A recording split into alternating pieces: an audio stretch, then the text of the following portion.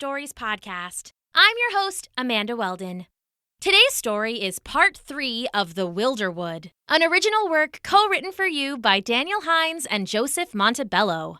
The Wylderwood is a fantasy serial, which means it's a really long story, so there will be a new episode every other week all summer long. Parts 1 and 2 have been released already, so make sure you listen so you can be caught up. Thanks! Enjoy the episode! The Wylderwood, Chapter 3. They entered the large hall, a natural hollow strewn with leaves and flowers and elegant curls of wood and burl. It looked like nothing more than a church dedicated to worshipping nature itself. Nezzy paused for a moment to marvel at its beauty before the press of the crowd urged her ahead. Harks and Lachlan nodded goodbyes, and each went to stand with their masters. Nezzy looked at the archdruidess, who turned to catch her eye and smiled. Without a word, Nezzy knew Shelsani would rather have her observing from afar than waiting by her side, so she dipped her head in a bow. She felt bad that she hadn't told Harks the truth about her mother. It just seemed so complicated.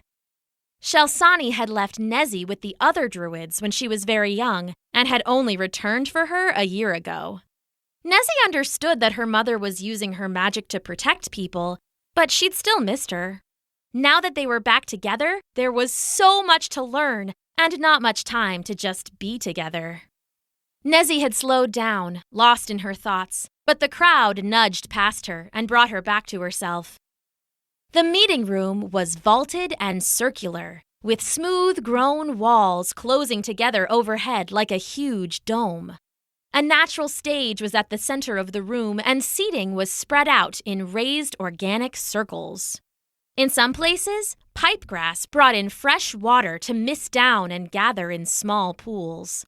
All the humans, elves, and dwarves in the audience were sitting on dry benches, but Nezzy decided to stand under the gentle mists with the few Frosker in attendance. She enjoyed the cool water drifting around her like a summer rain. Outside, night was falling, and looking up, she saw bright stars through openings high in the ceiling. She noticed Hark standing unusually straight and rigid beside Bobadin on the stage, and thought her friend must be upset about something, until she looked over at Lachlan and realized that Harks was perfectly imitating the young squire. Harks must have seen her look, because she winked, and Nezzy almost burst out with a laugh that would have been very inappropriate. To avoid getting herself in trouble, Nezzy looked away from Harks and turned to the important people on the stage. Besides her mentor and those of her friends, there was Osla, the high druid of the Frosker and a great friend of Shelsani's. Gorson was there, tall and strong, but so tired-looking, like he could never get enough sleep. Carathane, leader of the Rhinotaur kinships, sat on a chair specially made to hold her weight. She was tall, with gray armored skin and huge muscles, and she weighed as much as 10 men. Nezzy recognized Hordenir, the warrior king of Garachin, whose fierce axemen had escorted the sail train. Beside him sat Sanlosh, the dwarf lord, so old he was gray and still, like he was carved of stone. Sanlosh could no longer lift a warhammer, but his people kept the ogre clans from invading the lowlands, and all the realms were thankful for his leadership. Nezzy started to hum a song that Shelsani had taught her about the mountain magic of the ancient dwarves, but just then, Osla, the Frosker High Druid, rapped his staff lightly on the stage by his feet. In answer, drummers stationed around the edge of the room beat their drums at once, signaling the beginning of the meeting. Nezzy felt her heart leap. It was actually time. Maybe she'd finally learn what was in the coffer. Osla stood up and bowed, once to those on stage and once to the audience. I welcome all of you to Edgewater. I welcome you to our modest hall, and I welcome you to this meeting, where the great among all our realms sit before you. We have been called here for only one reason, to decide what is to become of the Red Coffer. Gorson, if you would. Gorson the Grave unstrapped the heavy pack that he had carried across the realms and set it before him. The pack was made from the shell of a lava clam, stronger than stone and resistant to magic. He paused, then pressed his fingers into the seam of the shell and heaved. His muscles swelled and he grunted once, and then the halves fell open. Inside sat the red coffer. It was smooth scarlet, banded in iron, and it seemed to pulse, like it held some hidden heart. Gorson laid it in the center of the table. Most of the people on stage stared at it with fear or wonder, but Nezzy noticed that Gorson dropped into his chair as if suddenly exhausted. Osla continued. The red coffer is the creation of Bobadin the Bright, reinforced by the unmatched steelwork of Sir Ransier the Renowned, and sealed by the magic of our archdruidess Shelsani. The spell that Our Lady set upon this coffer ensured that it could never be opened outside of the Wylderwood, and that only a servant of the spirit of this endless wood would be able to open it. It is the great honor of my life that I am that servant, and I will open the red coffer when these great lords and ladies decide the moment is right. Sir Ransier stood then, raising his voice so that it carried through the hall. Thank you, Osla. I believe that moment has come. I propose that we examine it here and now while we are all assembled, and be sure the relic is secure in the coffer before we push it into these savage wilds. There were shocked gasps from the crowd, but Ransier raised his voice over them. We need to be sure, he shouted, slamming his fist on the table. Bobadin the Bright spoke up, clearly confused. Well, but you were there. Gorson brought it to the three of us, and then... Ransier shouted over him. I saw no more than you did. A madman with a bag of dirty sailcloth. Shelsani spoke then, loudly but calmly. Do you accuse Gorson the Great of lying? What shadow has fallen upon you, Ransier? Ransier shook his head and matched his tone to hers. I accuse no one of anything, but we are charged with controlling this power, and we cannot afford to act without knowledge. He laid his hand on the coffer. If the item is still inside, then we will destroy it. It's been a long year since we sealed it away. Before I risk my life and the lives of my dear friends, we need to be sure it's still inside. Gorson stood up straight, his haggard face angry as a sudden storm and his voice quiet. I carried it out of the desert for you. I brought it to your holy place for you. His fists clenched as he grew louder. And for a year I've carried that curse on my back. When you call me a liar, one of us is dishonored. I lost friends and I lost pieces of myself for it. The only thing I have is my honor, Paladin, and I don't lie. Shelsani touched the back of his hand gently, and he took a deep breath, stopping himself from saying more. For a moment, everything was as quiet as the grave. Sanloge spoke up, the old dwarf trying to ease the tension that gathered like cobwebs in the silence. No one questions Gorson, no one, and least of all me. I've fought with him, and there's no finer ogre slayer in the realms. But before I commit my kin and countrymen to a journey into the Wylderwood, I must know the truth. Sir Ransier has convinced me, and I can see no other way to be sure than to do as he has suggested. Hordenir nodded and called, Here, here, let us see. There's no harm in it. Nezzy saw Gorson's face growing darker and darker. Shelsani kept a hand on his arm, whispering in his ear. In her secret heart, Nezzy felt guilty. She trusted anything that Shelsani trusted, but a part of her wanted her mother and Gorson to lose this argument. She wanted the red coffer open so she could see what was inside. Carathane spoke with clear anger in her voice. Gorson is a warrior of honor, and Rancier is not speaking like a man of honor at all. I believe Gorson. Still, Sanloge speaks true. All of us must rely on proof even more than our belief in one another. Open the box, and let us find the truth of this and be done with it. Sir Rancier gave a sly smirk, and Shalsani sighed deeply. Fine, the Archdruidess said, defeated. If that is the will of this group, then let it be so.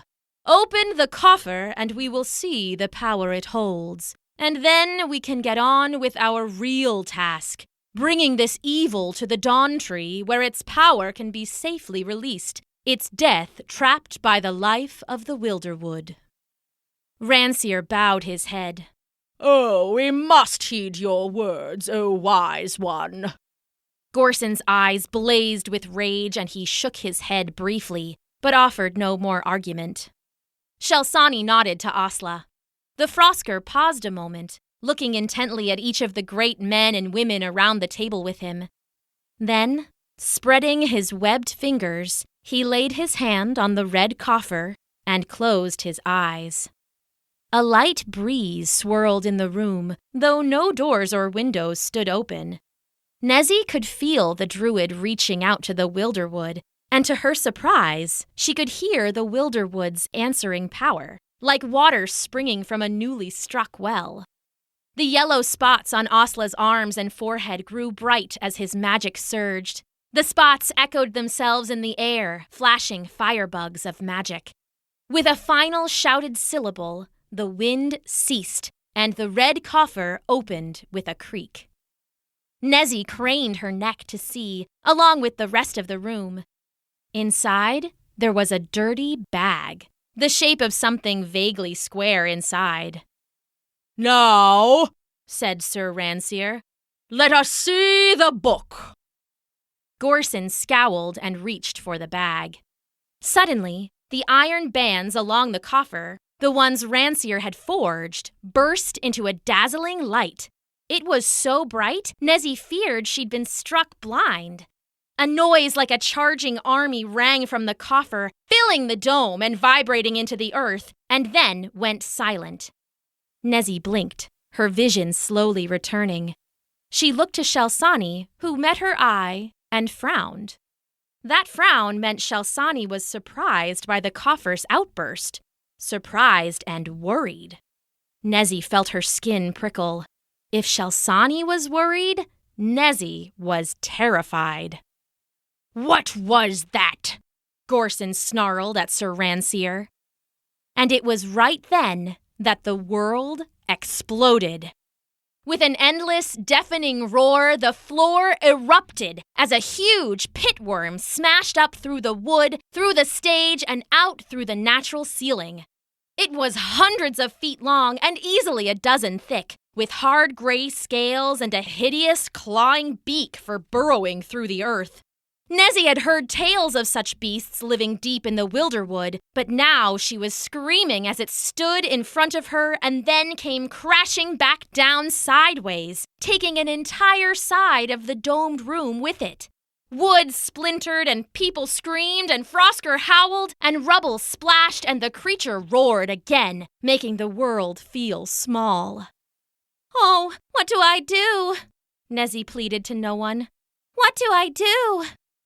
Those gathered at the table had been tossed in all directions, and much of the crowd was lost in smoke and rubble.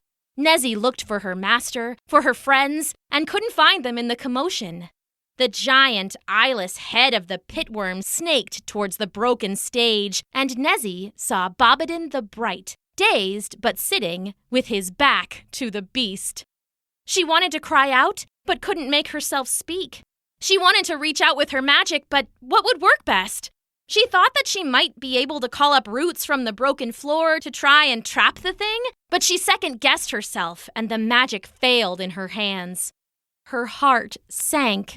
She'd frozen like this so many times before. In training, it was so easy to do whatever her teachers asked of her. but she got nervous when she had to decide for herself what to do.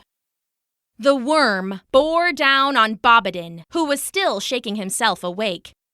Finally, Nezzy screamed, and then Gorson the Great was there.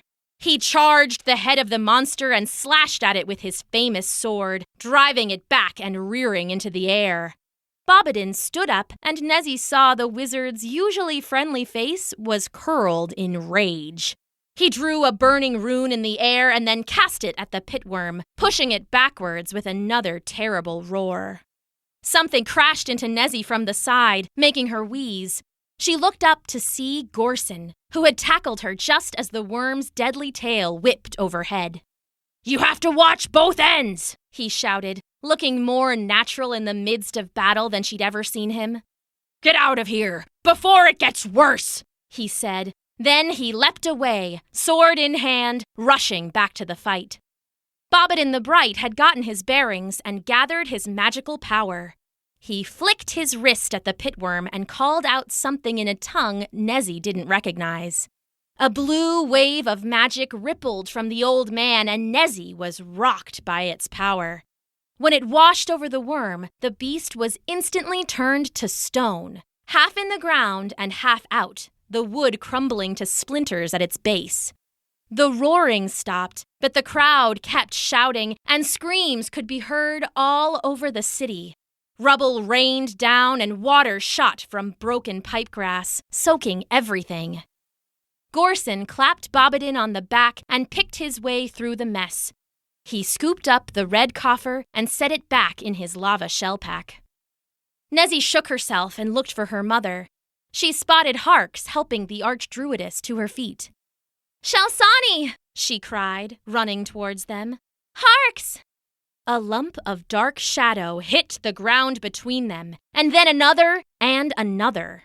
They stretched like spiders and unfurled into crude figures, shaped like small humans holding weapons, with limbs of dead wood and joints of moss and fungus. They chittered for a moment and then swarmed forward, attacking everyone with reckless abandon. Nezzy instinctively reached out to them, tapping her druid training to feel the connection to nature, and she almost threw up. These things were made of plant matter, but it had been corrupted somehow. Even as the creatures fought, the vines and flowers that littered the floor around them wilted and died wherever they touched. "Dross," Nezzy hissed, remembering Shalsani's songbook.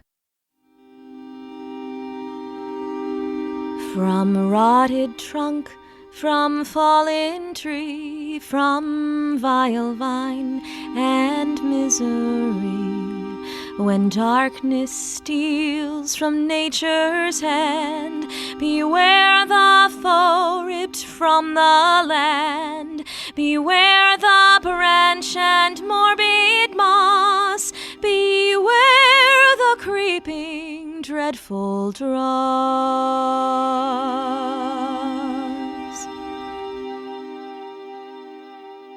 Nezzy started to shake. Dross were deadly creatures, born of dark magic. They stole the life from nature and used it to fuel themselves, and now they were falling from everywhere and nowhere. A dark tempest, an endless rain, and Nezzy screamed, adrift in the storm. To be continued.